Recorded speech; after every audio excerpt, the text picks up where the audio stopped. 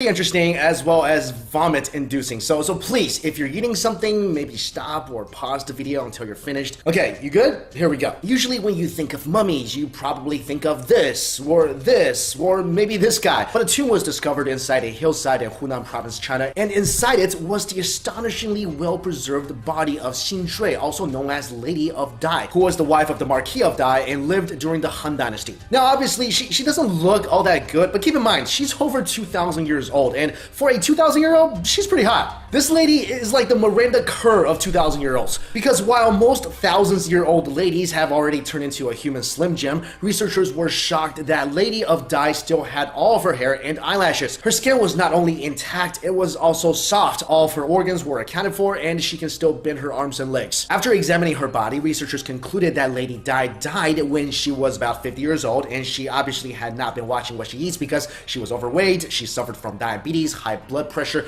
and a severely damaged heart. She was discovered to have been buried in more than 20 layers of silk and then sealed within 4 coffins packed with charcoal and sealed with clay. It was so airtight that bacteria could not even get in, which made her the best preserved mummy and by default the hottest mummy ever. Now, I've said this in a lot of videos and I'll say here as well, but I really don't feel good about researchers digging up old bodies in the name of science. I mean, most people choose the way they are to be buried based on their culture or religious beliefs, and yeah, I get that people digging up these guys don't really give a hoot about that, but it's a respect thing, you know? It's almost like there's a time limit, and if that passes, we can just go ahead and stop respecting the dead and just dig them back up. You know what, guys? From now on, I am absolutely rooting for the mummy curses to be real and all those who are disturbing their peace to be punished. I mean, think about it. How would you like it if 2,000 years later, they dig you back up, they put you in a lab, all the press is around, and they're poking at your body going, yeah, this person may have had one too many candy bars. I mean, a lot of you may not care because you're dead, but I care. So that's why I'm team mummy all the way. So let me know in the comments below, are you team mummy or are you team mummy diggers? Next up, this story is just pee-inducing creepy. You know how I always say that little girl ghosts are the scariest things ever? Because first, they are tiny,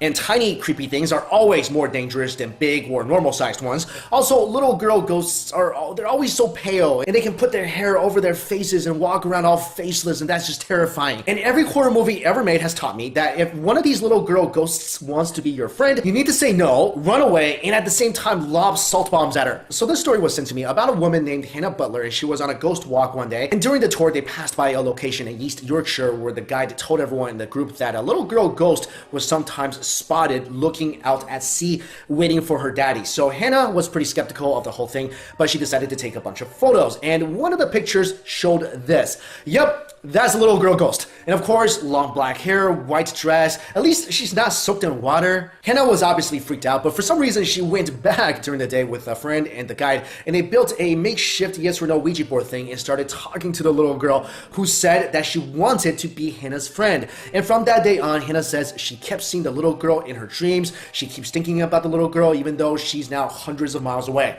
Hannah says she's now afraid of dark rooms because she feels like the little girl could just be standing in the corner, which she probably is. Also, she says that she feels guilty because she felt like she abandoned the little girl ghost by moving so far away. I feel really bad for this woman because she is basically living my nightmare. And if I was her, I would have to move into a place with no mirrors, no television, and I would keep super high-powered flashlights everywhere because ghosts like dark places, right? So if that little girl ghost one day started coming at me from, I don't know, my computer screen or something, I'm gonna solar flare the crap out of her. And finally, Dr. Stephen Hawking, who lately has just been a ray of sunshine. He said that we are living through the most dangerous time in the history of the human race, which I have to agree. He named overpopulation, climate change, and diseases as just some of the threats facing our planet. In an article for The Guardian, Hawking said, "For me, the really concerning aspect of this is that now more than at any time in our history, our species needs to work together. We face awesome environmental challenges, climate change, food production, overpopulation, the dissemination of other species, epidemic disease, acidification of the oceans. Together, they are a reminder that we are at the most dangerous moment in the development of humanity. We now have the technology to destroy the planet on which we live, but have not yet developed the ability to escape it. Perhaps in a few hundred years, we will have established human colonies amid the stars, but right now, we only have one planet, and we need to work together to protect it." Also, Hawking just recently said that we've only got about 1,000 years left on this Earth, and the only way to save humanity is to migrate to another planet. So, yeah, like I said, just a ray of sunshine, this guy, but seriously, I don't disagree with him, because it's true. It just seems like this whole world is just people hating on each other. You know, the best thing may just be an alien invasion, and then we can somehow finally put our differences aside and listen to a speech about not going quietly into the night and then stand together against the common threat. So in the comments, guys, let me know, are you Team Mummy or Team Mummy Digger? What would you do if a little girl ghost wants to be your friend? And what do you think? Should we try to save this planet or just try to get the heck off it as soon as possible? Thanks for watching, guys.